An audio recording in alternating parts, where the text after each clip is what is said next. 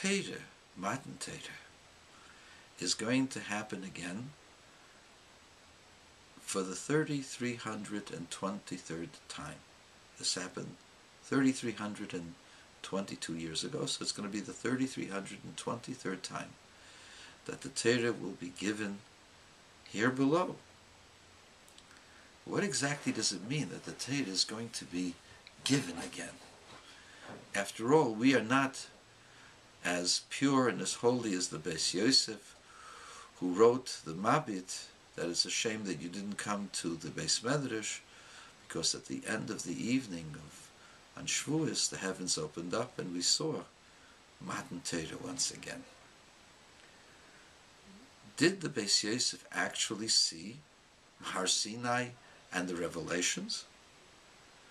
Perhaps.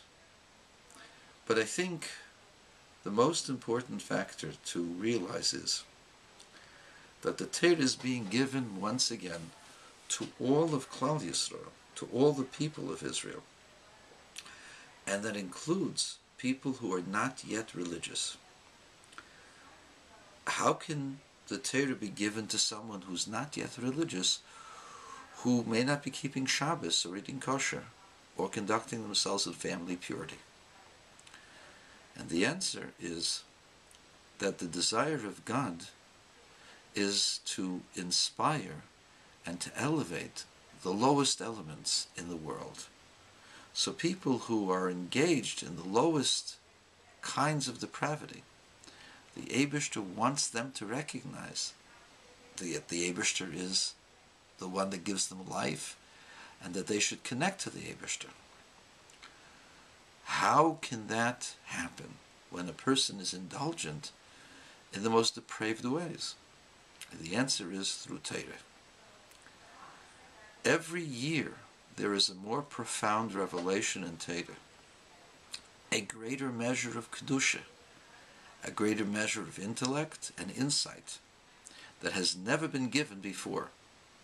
The Torah that you will learn this year is clearer, more profound, and has more chidushim and more spiritual power and insight than what Reb Chaim got, what Baruch Ber got, what the Vilna Gaon got.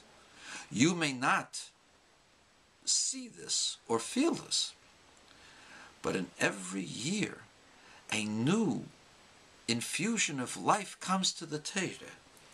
And when a Jew learns Torah, that new infusion of life inspires his or her neshama. And that's the reason why you can see that hundreds of people who never ever had any shaykhs, any connection to learning Torah, are suddenly inspired to studying Torah. Why? What draws them in learning about archaic laws? Compare it to what we do in a modern society. Korbanos, sacrifices. Do people go to a butcher shop? There is hardly any technology in the Torah. Do you learn science in the Torah? You learn the rules of engagement with God. So what excites brilliant scientists, eminent attorneys, concerned physicians, sensitive philanthropists? What draws them? What captivates them? The brilliance of the teacher? No. There's a light in the Torah. The words of the Torah are more profound than we could ever imagine. And they have within them a light and a spirit, a life to it. And each year, new insights and new life is given to the Torah. And it is that life, it is that insight, that inspiration, that these souls feel.